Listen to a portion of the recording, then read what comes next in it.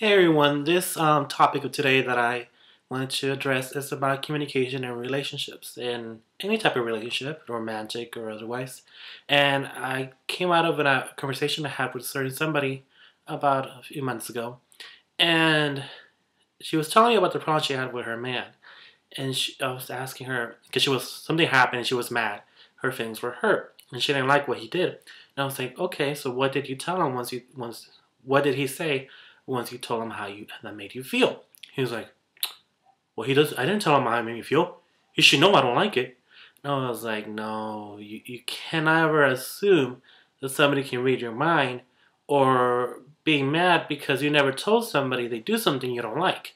Like how nobody's gonna be a mind reader. So right there, it's partly your fault that you haven't communicated what this person is doing to either hurt your feelings or offend you.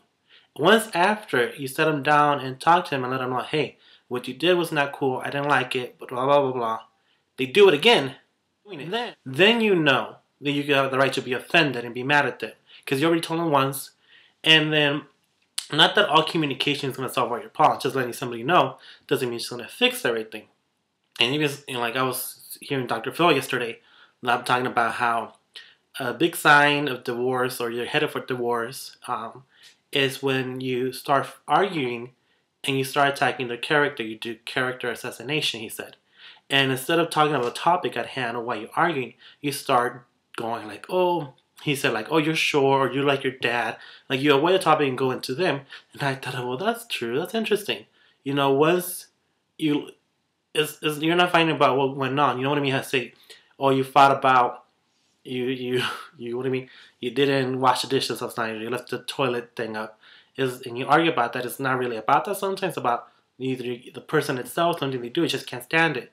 And something I do believe in when you try to talk with someone, because for me, communication has worked many, many times, you know, with friends and whatnot. You always want to ask them to repeat to you what you just said or summarize. Like, do you understand what I just told you? Because sometimes we get things twisted. We hear things that were never said. We see things that were never there. And so just to make sure, like, they understood where you're coming from, you know what I mean? Then you know, like, okay, they got what I was trying to say. And it's hard. Like, I've been guilty of just assuming things from friends or people. It's like, I remember I had a friend not too long ago that she would get mad because I never invited her to things because I thought I didn't want to burden her with, like, okay, maybe she's busy already, so I don't want to burden her. And it came out that she was offended that I didn't even take the time to ask her, even if she couldn't do it. And I was like, well, why are you mad? I was like, I was doing you a favor. But now, like, we had our talk, and it's like, okay, I'm just going to invite her, even if I know she won't be able to make it or she has other things to do, because that's what she wants. She appreciates that, you know, and it worked, like, you know, it worked talking about it, you know, and with other people I talked about stuff, and some people are so hard-headed that they might not right away make the connection or right away change, or, you know, but at least it does work. Sometimes they have in the back of their hand, and they'll work towards it, you know, because nobody's gonna change right away, you know, even if it's an expectation that you feel they need to work on, or even if they know they're doing wrong. It's not easy all the time just changing somebody else, you know, when you talk about it. You know, problems take time, but I think it's like the very first baby step that you need to do, you know. And if you need therapy or you talk about it in therapy because you have difficulty communicating how you feel, then, you know, go for therapy. But yeah, that's just what I want to talk about real quick and simple.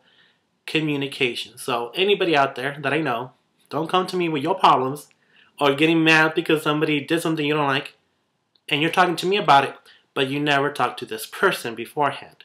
Because there's nothing I can do, no advice I can give you unless I know where they're coming from and you know what they're coming from, whether they said, yes, I'm going to try to be better or not, or did they keep, you know what I mean? So that's the first step. Go from there. Anyways, hope you guys are having a great day.